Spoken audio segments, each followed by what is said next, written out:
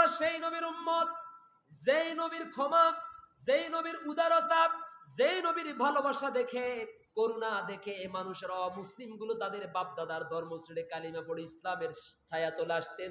সেই নবীর উম্মতের ব্যবহার, সেই নবীর উম্মতের উগ্রতা, হিংস্রতা দেখে তার আরেক মুসলমান ভাই এখন তারে ঘৃণা করে।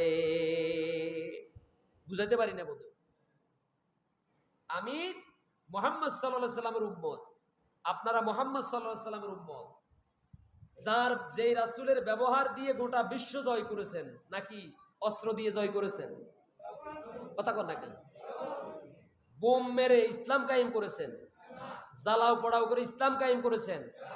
এই পুরা আরব উপদ্বীপের মধ্যে মানুষ যে দলে দলে ইসলামের ছায়াতলে এসেছে, তার একটা রাসূল সাল্লাল্লাহু আলাইহি সাল্লামের একটা অস্ত্র ছিল, সে অস্ত্রের নাম ছিল ক্ষমা, অস্ত্রের নাম ছিল উদারতা, অস্ত্রের নাম ছিল মহানুভবতা। জোরে কন্না সুবহানাল্লাহ।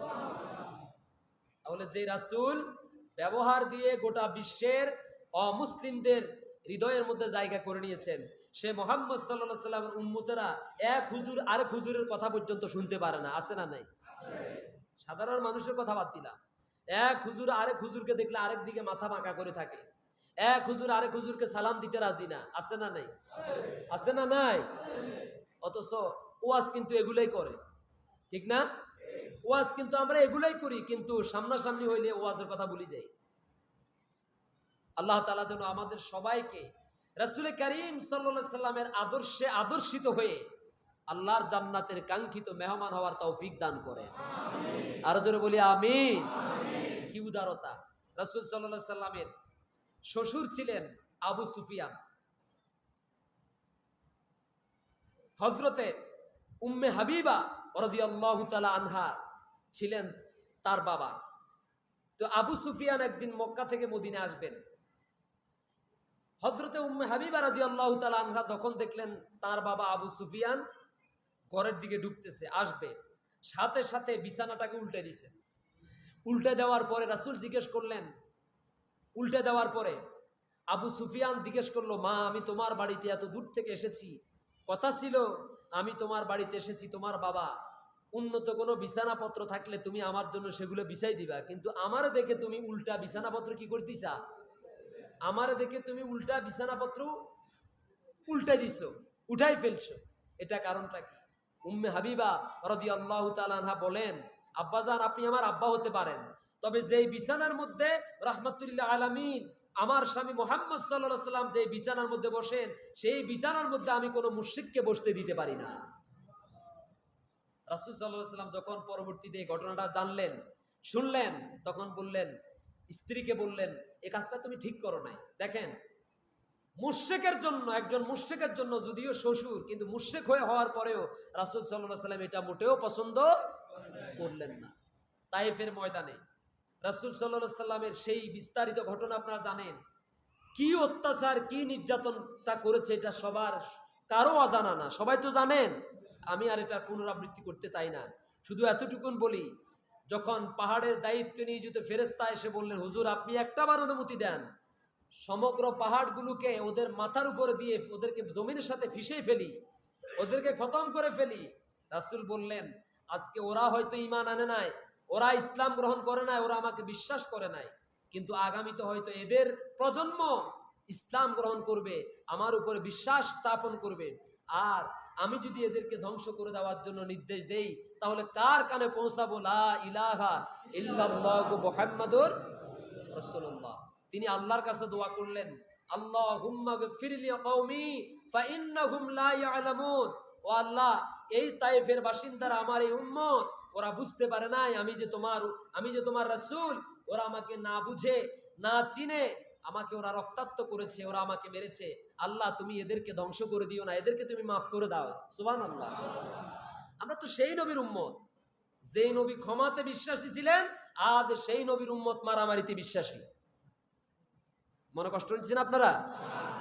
রাসূল কি মারামারিতে বিশ্বাসী ছিলেন নাকি ক্ষমাতে বিশ্বাসী ছিলেন? ক্ষমাতে বিশ্বাসী ছিলেন। যিনি ঘরের মধ্যে শাশুড়ি আছেন, পুত্রবধূকে ক্ষমা করে দিন। পুত্রবধূ কোনো অন্যায় করলে এটাকে খারাপ দৃষ্টিতে দেখবেন না, বরং পুত্রবধূকে মেয়ের দৃষ্টিতে দেখে মেয়ে অন্যায় করলে তাকে যেভাবে মাফ করে দিতেন, আপনার ছেলের বউটাকে এইভাবে মাফ করে দেন, তাহলে আপনার ঘরের মধ্যে অশান্তি থাকবে না। বউ শাশুড়ি মারামারি নাই আপনাদের এলাকায়? এলাকাতে ঘরে ঘরে ঝগড়া নাই? অধিকাংশ ঝগড়া হয় বউ এবং শাশুড়ি, স্বামী এবং স্ত্রী, ঠিক কিনা বলেন? সমস্ত অশান্তি, যত অশান্তি হয়, বিশৃঙ্খলা হয়, ঝগড়া হয়, শতকরা 95% সমস্যাগুলো হয় বউ শাশুড়ি এবং স্বামী স্ত্রীর মধ্যে, ঠিক কিনা বলেন? তো প্রত্যেকটা শাশুড়ি যদি মনে করে যে এই মেয়েটা যদিও আমার পুত্রবধূ, কিন্তু সে তো আরেকজনের মেয়ে না, সে যদি কথার কারণে, কর্মের কারণে, আচরণের কারণে কোনো অন্যায় করে ফেলে, আমি তাকে সর্বোচ্চ বুঝাবার চেষ্টা করব, আমি তাকে নসিহত করব। আমার মেয়েকে আমি যেভাবে নসিহত করি, যেভাবে বুঝাই, ওকেও সেভাবে বুঝাবো। তাহলে আমার মেয়েটাও তো আরেকজনের বাড়িতে পুত্রবধূ হয়ে আছে না নাই? আমি যদি আমার ছেলের বউকে আমার মেয়ের মতো যত্ন করি, আমার মেয়ের মতো ক্ষমা করে দেই, আমার মেয়ের মতো করে খাওয়াই, আমার মেয়েটাকেও আরেকজনের বাড়িতে যেভাবে পুত্রবধূ হয়ে আছে, সেও সেভাবে সেখানে সুখে শান্তিতে থাকবে। কিন্তু দুঃখের বিষয় হলো, আমাদের জানাশোনার মধ্যে আমরা বলি যে অনেক পুত্রবধূরা শাশুড়ির দ্বারা এতটা নির্যাতিত, জীবনে কোনোদিন ছেলের বউটাকে মাছের লেজ ছাড়া কখনো ভালো মাছটা দেয় নাই। এমন নির্যাতনও আছে না নাই? মাছের কি দেয়? লেজের মধ্যে গোস্ত থাকে না কাঁটা থাকে? জোরে বলেন। মানে যদি একান্ত কোনো সময় একটু দয়া হয়, হয়তো বা একটু মাছের লেজটা দেয়, কিন্তু মাছের ভালো অংশটা দেয় না। আমি জানি না আল্লাহ কেন আমার মুখ দিয়ে এগুলা বলাইতেছে, এটা কিন্তু আমার বলা উদ্দেশ্য ছিল না। আমার মন বলতেছে, মনে হচ্ছে যেন এলাকায় এমন কিছু ঘটনা ঘটে, ঠিক কিনা বলেন?